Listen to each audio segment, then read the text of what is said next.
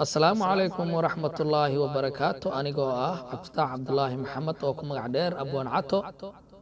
Waxaan halkan ka salaamayaa dhammaan asxaabteeda meel walba ay joogaan. Waxaan halkan ku duubayaa caawa maanso aan ugu magac daray dhawaan dhalad.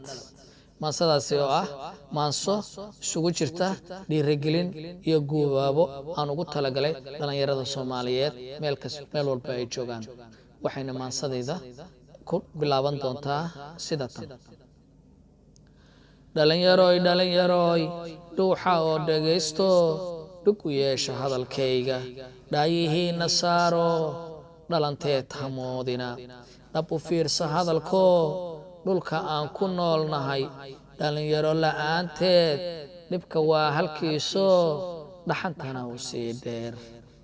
dhabtitaa waxaa u daliila dhuuni qaata oo idil dhunxinaya dhaqaalaha dib u geystay dhalinto noo horseeda dhibaatada dhalinyaroy waa inaan dhaqaaqnaa dhiidhinaa dhammaanteen dhawaan dhalad haddaan nahay dhalatay dowladdiiye dhibkii wuuna daayay ilays baa inoo dhashay dhaan baa inoo yimid dhaxdaan isqabsanno dhaqanxumada iyo qabyaaladda dhinac inaan u riixno dhowr sanaano dhammaanteen waladhaar waxaan ku marayaa inuu dhulkeennu dahab yahay dheeman iyo luul yahay dhinac walbaad u eegtana sida dhibicdu roobkiyo dhirtu ay ku badan tahay dhammaan dalalka reer Yurub dhan walbaa dunida eegtaba dhabti annagaa u sidanno dhaqaalaheennu daahan yahay dhul baaxad weyno